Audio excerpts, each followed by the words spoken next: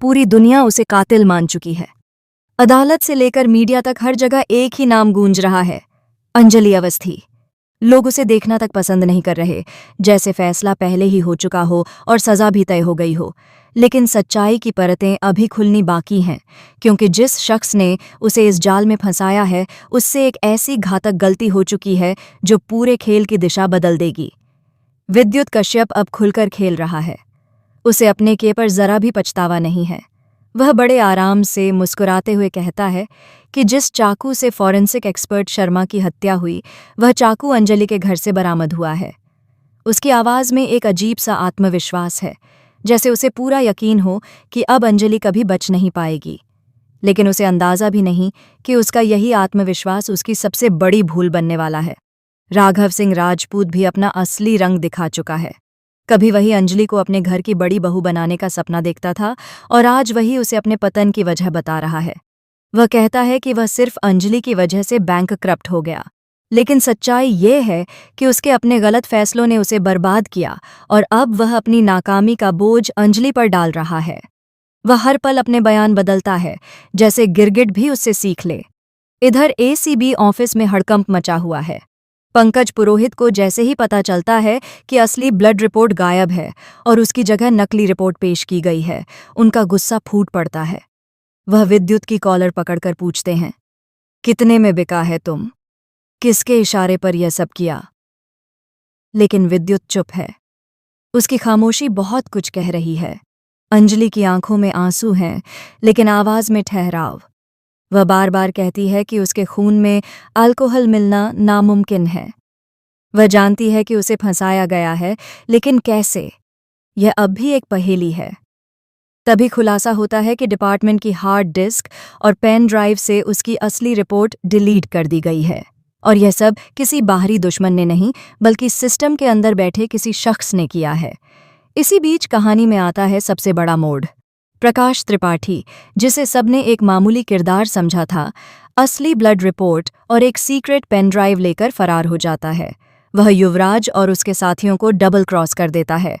अब शिकारी खुद शिकार बनने वाले हैं। युवराज को समझ आ जाता है कि खेल उसके हाथ से निकल रहा है, और वह प्रकाश को खत्म करने का प्लान बनाता है। लेकिन कहानी यहीं नहीं रुकती। एंट्री होती है वेद राजवंशी की। शांत, संयमी और बेहद तेज दिमाग वाला वेद। वह तस्वीरों का एक सेट पंकज और अंजलि के सामने रखता है। वह कहता है, ध्यान से देखिए, क्या इन तस्वीरों में कुछ अजीब नहीं लग रहा? क्या आपको नहीं लगता कि यहाँ अंजलि कुछ ज्यादा ही जवान दिख रही है? सब चौंक जाते हैं। वेद सच्चाई सामने लाता है। आरती ने अंजलि का रूप धारण किया था। वही नकली अंजलि बनकर लोगों के सामने गई, वही घटनास्थल के आसपास देखी गई, और वही सबूत छोड़कर आई।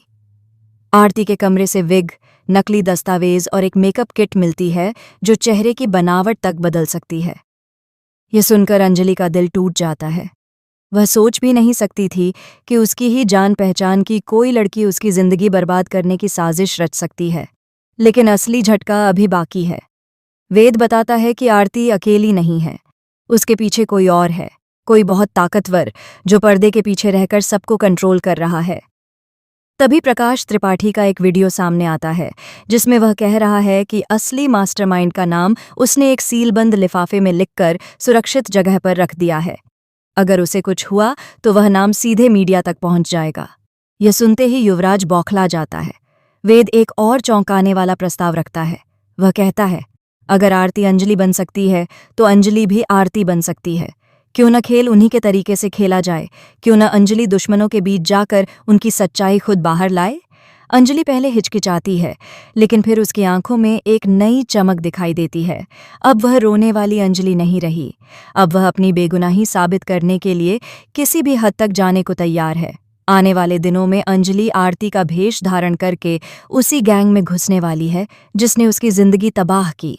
वह एक एक राज उधेड़ेगी, हर झूठ को बेनकाब करेगी।